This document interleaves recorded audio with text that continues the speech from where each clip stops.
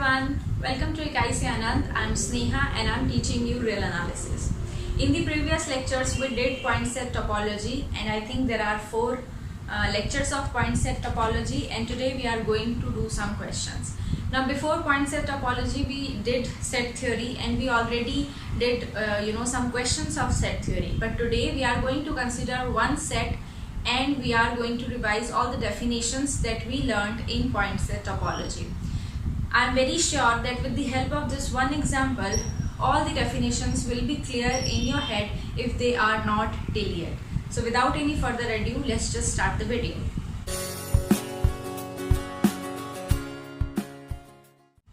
So the set in question is the set that is written on the board, and the set is also on your screen. So the set contains all the elements of the type 1 by n plus 1 by m, where n and m are natural numbers. Now the point is, how would you apply set theory and point set topology in your questions or whenever you are doing some results or some theorems? So just consider all the definitions. So if a question involves a set, you need to ask yourself 5 questions about that set, right? And once you are able to understand all the 5 questions and are able to find out the answers of all the 5 questions, you are done. So initially maybe it will take some time to understand those questions or to find out the solutions to that questions given a set, but with practice and with time, it's like you just have to look at the set and you will know all the 5 answers in your head already. So what are the questions that I'm talking about? The very first thing is boundedness. So the very first question you should ask whenever there is a set in your hand, the very first thing that you should ask to yourself and to the set is whether the set is bounded or not.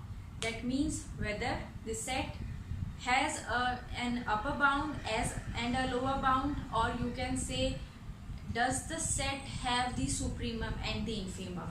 So the very first question that a set should be answered is boundedness of the set. Second is the cardinality of the set. Now cardinality is, the second point is something we did in set theory, not in point set topology. So once you are given with the set, you need to ask the set whether you are a finite set or an infinite set. So yes, you have to find out the cardinality of the set. Is your set infinite? If it is infinite, what type of infinity is this? Whether the set is countably infinite or uncountable. So this is the second question that you need to ask the set. The third question is limit points. You need to find out what are the limit points of the set. Given a set, you just have to check which are the real numbers around which there lies infinite members of your set, right? Once the cardinality and boundedness is clear to you, and if somehow it happens that your set is bounded as well as infinite, by Bolzano-Weierstrass theorem, it's definite that the set will have limit point. So with the help of first 2 questions and Bolzano-Weierstrass theorem, you would be able to say the existence of limit point. So Bolzano-Weierstrass theorem does not give you the answer of the limit, that this real number is the limit, but yes, it will guarantee that the limit point will exist and you have to look for it. So the third question is about limit points, and once you know the limit points, you can always make the closure out of the set and the limit point. And as we did in point set topology, the closure is nothing but the union of the set of limit points and the set itself. So the third question that you should ask your set is about the limit points, and if the limit points somehow you found out that these are the limit points, you need to make the closure of them. Now fourth is, you need to tell whether the set is open or closed. So what is the characteristic of your set? is your set open, is your set closed? Now if the set is open, you know that it's the by the definition it's the neighborhood of all its interior, all its points. And if the set is closed, the set will contain all its limit points. So you know, once you are down these 3 points, the 4th and 5th points are very easy and can be done with the help of the first 3 points. The first 3 points are very important. And the last question that you should ask your set is it dense in R or in itself? Right? So you, again, by definition, a set is said to be dense if it's if the set of the limit point is equal to the set of real numbers. It is dense in itself if the if the set is contained in the set of limit points. So you need to ask these two, you need to check whether your set is dense or not, and if it is dense, whether it's dense in R or in itself. So these are the 5 questions that you should always consider before doing any question regarding a set, because these are the these are the fundamentals of any set. Once you know the characteristic of the set, you know, many other properties or many other problems will be sorted out, right? So now these are the 5 questions, and we will be doing these 5 questions for our set in question. So I'm repeating myself, the 5 questions that you should ask your set. It's funny that whenever I do such type of question, I consider the set as my opponent, and we are having a cricket match, and I have to take these 5 wickets. So these are the the important batsmen of my set, and somehow if I just take these 5 wickets, you know, I will be the winner of the of the match. So this is how basically what happens is, when you are in the graduation classes, or you are you are doing higher studies, our main focus is about learning the concepts, or grasping the definitions or the theorems, etc. Now amidst these kind of work that we do in our graduations, there comes the the portion where we need to solve the questions, and the transition is very difficult. Once you are in the mindset that you need to learn the definition, then you need to understand the theorem, and then you need to write the theorem, and then you need to do the question. So this transition is very difficult. To cope up with this transition, what I do is I always consider something funny with the question, or I relate it with some some interesting thing or some type of competition, so that I have to win. So this is how I make my interest in solving the questions. This is my kind of thing. You can you can always have your creativity in doing such type of problems. So yeah, we have to take these 5 wickets of our opponent. So the 5 wickets are: boundedness of the set. Is the set finite or infinite? That is the cardinality. The limit point of the set, or the closure of the set. And 4th is the set open or closed. And 5th is whether the set is dense or not. So the 5 problems or the 5 wickets are B, C, L, O, D. Right? This is how I remember, or yes, I remember them like this, because there are many other definitions also. There are interior points, there are exterior points, there are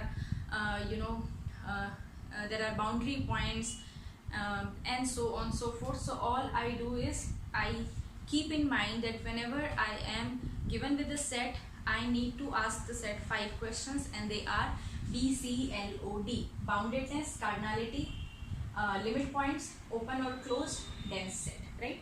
So yes, now we are ready to do the question.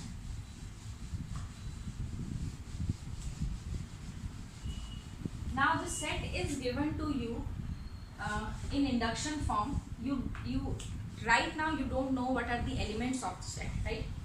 So what I used to do is, whenever, since I am on real line, because real analysis is all about real numbers and real axis. So since I am on real line, all I do is I just plot my set on real line. So I use initial first 5 or 10 members of my set, and I make a real line and I write the members there. So sometimes it's just the 5 elements that will do your that will be enough. Just by writing 5 elements on the real line, you will be able to see where the set is going. In this particular example, or you would say some complex questions, you are required to write more than 5 elements to understand the set. So just like in this example, there are 2 variables n and m that are running on the set of natural numbers. So what I want to do is first we need to know the members of the set. So the very first thing that I want you to do is know the members or the elements, right? Or you would say, in order to take those 5 wickets, you just know the characters of the of your batsman, so that ऐसा होता है ना in cricket, while you are bowling to someone, you actually judge that person, whether that person उस इंसान का कौन सा ऐसा पॉइंट है जो बहुत ही ज़्यादा बहुत ज़्यादा वीक है, और वहाँ पर मैं अगर अटैक करूँगा तो मुझे विकेट मिलेगी. So similarly the first thing that we do in the set is we know the members of the set. So the first in order to write the members of this particular set, what we'll do is, since there are 2 variables n and m, so we will be considering the first variable fixed, and then running the second variable, and then so on so forth. So the very first member, or I would say the very first thing that I want to consider is consider n equal to 1. So I'm fixing this n, this part for the time being I'm fixing, and I'm running m over the set of natural numbers. So if n is 1 and m, then I have to run from 1, 2, 3, 4 and 5 and so on. So the members will be now with 1 upon 1 plus 1 upon 1. This is the first member with respect to n equal to 1, m equal to 1.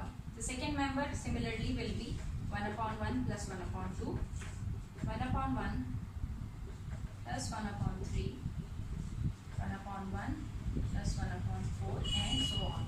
So this is how, what I'm doing here is, since we are having 2 variables, I'm fixing one variable for the time being, and I'm running the second variable, or I'm taking the second variable from 1 till infinity. So this way the elements will be 1 plus 1, this will be 2, this will be 3 by 2, 4 by 3 and 5 by 4 and so on. So these are the members when n is 1 and m is running. So I need to keep the members in for future reference. So I'm rubbing this. Just keep in mind that these are the members that we got, or maybe I'll just rub this also. The first one is, I'm writing the members. So the first one was this. Now take n equal to 2 and run m from 1, 2, 3, 4, 5 and so on. Now my members will be, since n is 2, the first part will be 1 by 2 constant in all the other elements, and then we have to add accordingly, according to the definition.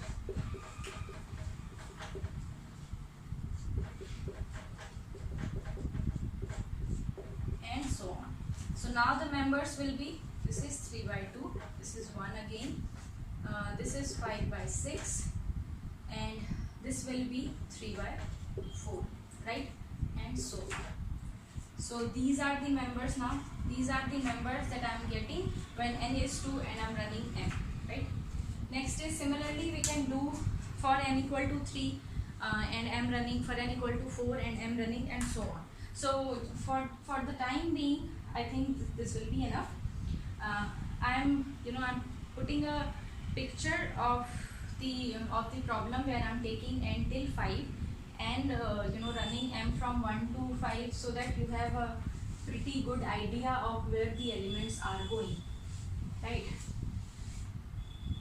Now all I want to do is I want to plot all the elements or whatever element I have now on the real axis. So this is the real axis, suppose, right? Somewhere here 0, this is 1, say this is 2, and now I have to put my elements on the real line. The very first element here is 2, so this is the first element, 2. Second element is 3 by 2, which is 1.5, so suppose 1.5 is here, so this is again now 4 by 3. If you are not good in fractions like me, you can change it to you can change it to point form. This will be 1.3 or something, so this is 1.3, and this way if you are moving like this, the elements will be coming closer and closer to 1. So this is the first part. These are the elements when n was 1 and m belongs to capital N, right? I hope until this point everything is clear. Next is when n is 2 and we are running m. So the very first element is 3 by 2, which is repeated. So 3 by 2 will be here. Then 1. So I am back at 1. Then 5 by 6. Again you can change this to to point form. This will be 0.7 or something. So 0.7 may be here, and so on. So now when I'm say 0.7, say here, right? So I need 1 by 2 somewhere here. Suppose this is 1 by 2 and this is 2 by 2. So this time what is happening here is we are coming closer and closer to 1 by 2, right? So these are the elements when, now I don't move these. These are the elements when n was 2 and m was running on natural numbers. Now similarly, what happens if n is 3 and m is running, right? So when n is 3, the number is 1 by 3 plus 1 by m. Now 1 by 3 is somehow 0.3. Suppose 0.3 is somewhere here, or 1 by 3 is here. Now the elements will be moving closer and closer to 1 by 3, right? So these elements will be when n is 3 and m belongs to the natural numbers. So now this is enough to understand the set.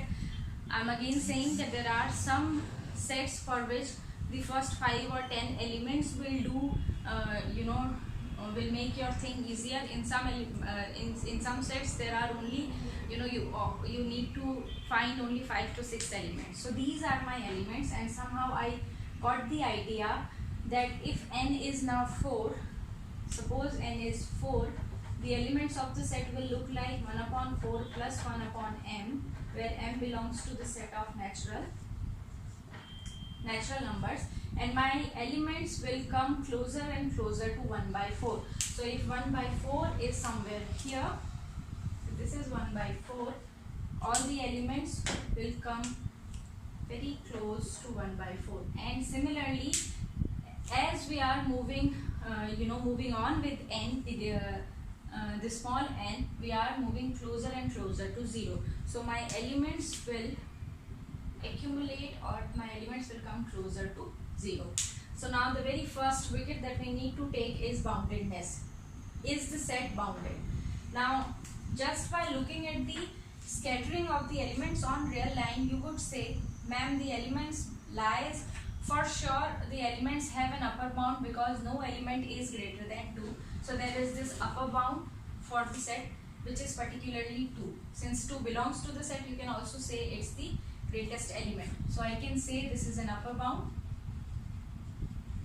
or I can say it's the supremum of the set, or I can say it's the greatest element. Why I can say it's the greatest element? Because the element lies in the set. So this, you do not need to know whether this is an upper bound or a supremum or a greatest element. All you need to know is, yes, it is bounded above. Now what about bounded below? As n is approaching to infinity and m is approaching to infinity, the elements will come closer to 0 but never negative. Or if you cannot understand it in this manner, just understand that whatever value of m or n you will take, the number will never be negative, right? Because n and m are positive numbers and you are adding them further. So the lower bound, if I am talking about the lower bound, 0 will be the lower bound, or you can say yes, the lower bound will exist. So this 0 is a lower bound. In this case, it's the infimum of the set, or 0 is not in the set, so we cannot say that it's the smallest element. So we are saying not smallest element, right? Whenever the supremum of the set lies in the set, we call it as the greatest element. But if it is not the case, we say that the number is the lower bound, or the number is the supremum or infimum, but not the smallest or greatest element. So yes, the first wicket is down, and we know now the set is bounded. So my first observation say that S is a bounded set, right? So first one is done. Next is the cardinality. You have to consider the number of elements, and you have to think about whether the number of elements are finite or infinite in number. Now you can see that as we are approaching to 1, there are infinite members, because when n was 1, m was running. So and m is from the set of natural numbers. The set of natural numbers are infinite, and infinite of the first type, that is elif naught. So the numbers or the elements are infinite. Even in this small portion there are infinite, countably infinite members are here. Similarly, there are elements here that are infinite in number.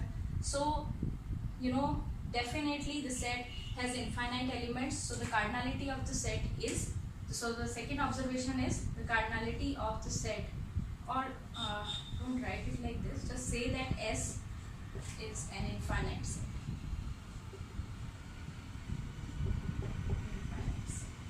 Right? So the second one is also done.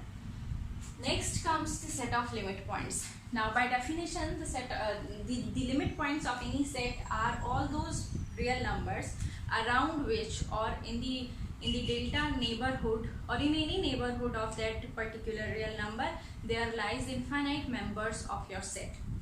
So now this particular thing, to find out the limit, is somehow tricky for different set, for complex set. So in our question, just consider the very first thing, just consider the first element 2. In the neighborhood of 2, there does not lie any element, so 2 certainly will not be your limit point, right? Similarly, all the point that lies beyond 2 and 0 this side, for any real number lies outside 0 and 2, in the neighborhood of that particular real number, there does not lie any element of the set. So these cannot be the limit points of the set. So 2 gone, and all the points that lies beyond 0 and 2 are gone. Now come to 3 by 2. Now if just consider yourself that what are you doing actually is, you are taking discrete values. Like if you are fixing n equal to 1, you are taking discrete values for m, like 1, 2, 3 and 4. So the first member is 2, and the second member is 1 plus 1 by 2, the third member is 1 plus 1 by 3. Now between 1 plus 1 by 2 and 1 plus 1 by 3, there lies a gap, right? There are no element. So if you consider the small, this neighborhood, this is the delta neighborhood that I am talking about, there does not lie any element of the set. So this cannot be your limit point. Similarly, for 1 plus 1 by 3, there will be a very small neighborhood of that point in which there does not exist any point. And why is it happening this way? Because the parent set from which the elements are coming is this discrete set, and once you are having a discrete set, it's very easy to understand that what are the real numbers around which the points, the elements of the set will lie or not. So similarly, these elements will not be a limit point, but as soon as you consider the element 1 and its neighborhood, however small you can consider it or however large, there are, there will be elements, because when n was 1 and we were considering our m from the natural number, we are actually considering the elements like this, right? M. So as m is approaching to infinity, जैसे जैसे m बड़ा होता जा रहा है, 1 by m will be will be smaller and smaller, and I'm adding 1 to this small number. So what I'm doing is I am actually moving from 1, 1 plus 1 by n, I'm moving from 1 and very slowly I'm moving away from 1. So if m is very large, say m is in crores or in in lakhs, what is happening here is 1, around 1 there will be elements of the set of the form 1 plus 1 by m. So you can say that considering any neighborhood of this particular number 1, we will be having infinite members of the set. So 1 is the limit point of the set. Now what happens if my n is 2 and now the set is 1 by 2 plus 1 by n. Again what I am doing is, as I am making m larger and larger, I am making 1 by m smaller and smaller, and I am moving away from 1 by 2 at a very smaller pace. So around 1 by 2 there will lie infinite members of the set. Whether you consider the neighborhood large or you consider it small enough to just you want to claim that there is no no member of the set, but you will be able to find out members. And this is also because Archimedean property that we did in the last last lecture. So yes, 1 by 2 will again become the limit point. Similarly, now I think now you can catch the point here. If n is 1 by 3 and we are moving m with making it large, we are actually moving away from 1 by 3 at a very smaller pace. So in the neighborhood of 1 by 3 there must lie infinite members of the set. So doing in this manner, I can say that the set of limit points, or that we use to denote it by S prime, is definitely 1, 1 by 2, 1 by 3, 1 by 4 and so on, right? So this is the set of limit point. Now what happens at 0? अभी तक हम क्या कर रहे थे? We are fixing n and we are we are playing with m. But now it's that you just vary n and m simultaneously. Then what will happen is, we are as soon as we consider 1 by n plus 1 by m, and we are moving n and m from 1 till infinity, 1 by m will be smaller, 1 by m will be smaller, and we are that when you add two numbers that are less than 1 and you add them, the sum will become further less, right? So 1 by n plus 1 by m ultimately is going towards 0, like in a very slow pace. It's going towards 0. It is not reaching that point, but yes, the movement is towards 0. So if you consider any neighborhood of 0, small as you can, you will find out that there are infinite members of your set lies there. So along with these limit points, there will be 0 also. So the set of limit points will be these points, 1, 1 by 2, 1 by 3 and so on, and 0. You can also write it in a very nice form. You can say the set of limit points is 1 by n union 0. 1 by n union 0. Now the third wicket is gone. Now once you know the boundedness, the cardinality and the limit point of the set, you do not need now the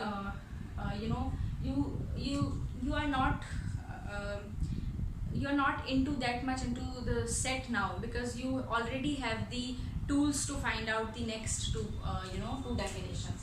So the next one is whether the set is open or closed. Now by the definition of open or closed, let me just quickly rub this down because I don't need it anymore. So this is my third point, which says that the set of limit points is this. Now just consider the set of limit points is this. In order to tell whether the set is open or closed, let us just talk about the closeness of the set, right? By the definition of a closed set, a set is closed if it contains all its limit points. So all I need to check is whether S prime is contained in S or not. S prime is 1 by n union 0, and S is the set which is 1 by n plus 1 by n, and 0 is not in the set. You can check it easily. So in my question, S prime is not contained in S, so S is not closed, right? S is not closed. So halfway we are done. Like we talked about closeness of the set. Now we are talking about the openness of the set. In order to check whether a set is open or not, all we need to do is we need to consider any arbitrary member of the set, and we need to check that the set is a neighborhood of that element or not. Once we consider the neighborhood, the neighborhood is defined in a way that it should contain an interval. Whenever we talk about an interval, there are rationals, irrationals both in the interval. So just consider any member of the any member. Say suppose I am considering now 1, and I am talking about here, I am talking about the openness of the set. Now consider this element and consider an you need to find out whether the set is a neighborhood or not. Consider a interval, say n1, right? This is an interval around 1, right? Or you can say it's a neighborhood around 1. Now as soon as you consider a neighborhood on real line, there will be rationals and irrationals. So the rationals and irrational will contained in n1, right? So keep in your mind that whenever you are whenever you are talking about neighborhood, you are not talking about neighborhood with respect to the set. You are taking the neighborhood on real line. So as soon as you are taking the intervals, that interval will contain that interval will contain rational and irrationals. So as soon as you considered an interval that is n1 around 1, there the rationals and irrationals rushed into your interval, and the set does not contain irrational. So you would say that 1 is the point, or 1 is one such element in the set for which the set is not a neighborhood, and you can claim this for every element of the set, right? So all elements of the set, you cannot find out a single element from the set. Although the set is infinite, there are infinite number of elements with you, but from those many elements from the set, you cannot find out one single element for which the set is a neighborhood, and hence S is not open. So this is how we talk about the openness and closeness of the set. Is not open. So the fourth one is also down. I'm telling you again that if you are considering if you are checking openness of a set, you need to consider a neighborhood around the point, the neighborhood in the real axis, and as soon as you take a neighborhood around any point, there will come rationals and irrationals. If your set does not contains irrational numbers, you would say the set is not open. It is as easy to prove, right? Or you can also keep in your mind that whenever your set consists of has to do something with the set of natural numbers, that will not be open, and at least you just once have to check that no, this cannot be open, right? So this is done, and lastly we are left with density of the set, whether the set is dense or not. Now we already know the set of set of limit points of the set S prime is not equal to R, so the set is not dense in this was the third point, I'm sorry, this is fourth. Fifth I'm writing here, since S prime is not equal to R, so S is not dense in R, not dense in R. Similarly, if I say S is contained in S prime or not, if S is contained in S prime or not, you will say yes, S is contained in the set, because as you move with n from 1 to infinity, all the members all the members will be there, but in this set or in 0 the element 2 will not be here, right? Or basically you would say 1 से बड़े जो elements होंगे वो नहीं होंगे. So can I say S is contained in S dash? You would say no, because there is this element 2 in the set that is not in the set of limit points of the set. So this set S is not even dense in itself, not dense in itself, right? So I'm sorry if this is, I would put a very neat and clean picture on your screen. I hope you understood this question, and I'm again saying that just by doing this one question and asking, so my last wicket is also gone. So by asking these 5 questions, B, C, L, O, D, you can to a large extent you can understand the set, that what it is doing on real line, where it is moving, whether it's finite or infinite. And trust me, these are the things that you will you will be needing in the entire course. So I hope you understood this. For the messiness, I'm really sorry. I'm again saying that I will be putting a picture, a very nice picture of the solutions. By this video, the takeaway of the video will be BCLOD, boundedness, cardinality, limit point, open or closed, and density. So if you are able to take these 5 wickets, the set is all yours, and you will feel so much comfort doing questions on this set. So yes, I think this is it. This is all about the video. I hope you understood, and if you do, please hit the like button. If you have not subscribed my channel, please subscribe it, hit the bell icon so that you get the notifications, and take care of yourself and your family. Bye bye.